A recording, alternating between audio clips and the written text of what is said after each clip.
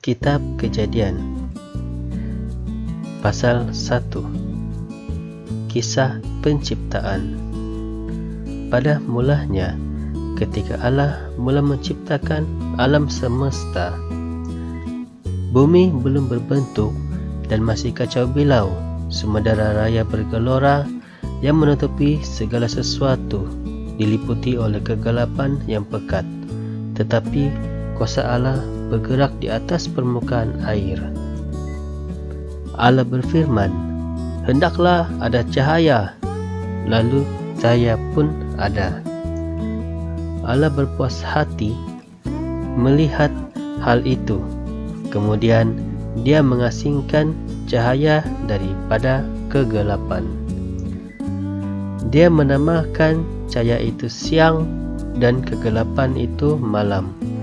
Setelah malam dan pagi berlalu, itulah hari yang pertama.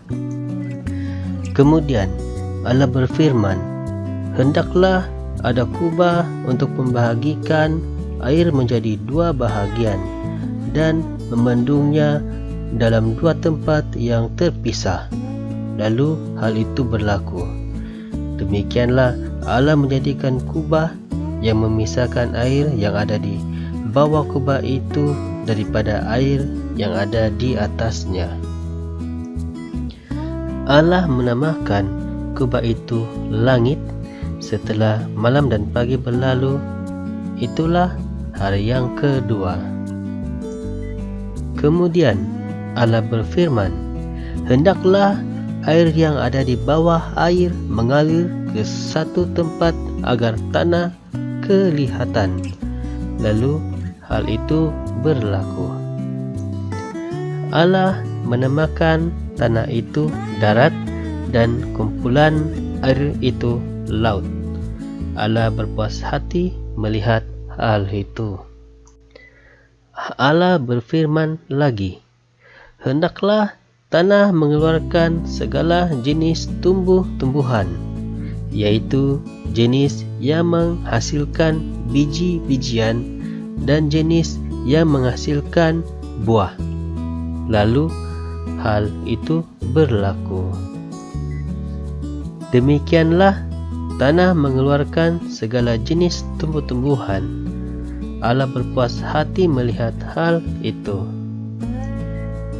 Setelah malam dan pagi berlalu, itulah hari yang ketiga. Kemudian Allah berfirman, "Hendaklah ada benda-benda terang di langit untuk memisahkan siang daripada malam, dan untuk menunjukkan permulaan hari, tahun, serta perayaan agama." Benda-benda terang itu akan bersinar di langit untuk menerangi bumi. Lalu hal itu berlaku. Demikianlah Allah menjadikan dua benda terang yang besar, yaitu matahari untuk menguasai siang dan bulan untuk menguasai malam. Selain itu, Dia juga menjadikan bintang-bintang. Allah menempatkan benda-benda terang itu di langit untuk menerangi bumi, untuk menguasai siang serta malam, dan untuk mengasingkan cahaya daripada kegelapan.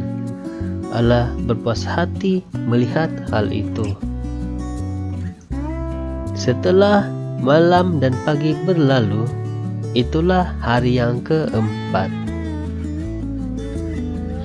Kemudian Allah berfirman, "Hendaklah air dipenuhi berjenis-jenis makhluk hidup, dan udara dipenuhi berjenis-jenis burung." Demikianlah Allah menciptakan binatang raksasa laut dan semua jenis makhluk yang hidup di dalam air, serta semua jenis burung. Allah berpuas hati melihat hal itu. Allah memberkati semuanya dan memberikan perintah kepada makhluk yang hidup di dalam air supaya membiak serta memenuhi laut, dan juga kepada semua jenis burung supaya bertambah banyak. Setelah malam dan pagi berlalu, itulah hari yang kelima. Kemudian Allah berfirman, "Hendaklah bumi mengeluarkan semua jenis binatang darat, binatang jinak, dan binatang liar yang besar maupun yang kecil." Lalu hal itu berlaku. Demikianlah Allah menjadikan semuanya, dan Dia berpuas hati melihat hal itu. Kemudian Allah berfirman, "Sekarang kita akan menciptakan manusia yang akan menjadi seperti kita dan menyerupai kita.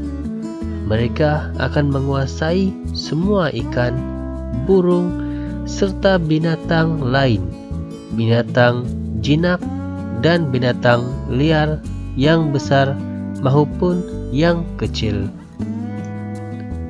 Demikianlah Allah menciptakan manusia dan menjadikan mereka seperti dirinya sendiri. Dia menciptakan mereka lelaki dan perempuan. Kemudian Dia memberkati mereka dan berfirman, "Hendaklah kamu mempunyai anak cucu yang banyak, supaya keturunan kamu menduduki seluruh muka bumi dan menguasainya. Hendaklah kamu menguasai semua ikan, burung, dan binatang liar. Aku memberi kamu segala jenis tumbuh-tumbuhan yang menghasilkan biji-bijian dan buah-buahan sebagai makanan kamu. Aku memberikan rumput dan tanaman berdaun sebagai makanan kepada semua burung dan binatang liar yang lain." Lalu itu berlaku. Allah memandang semua yang sudah dijadikannya, dan Dia sangat berpuas hati. Setelah malam dan pagi berlalu, itulah hari yang ke-6.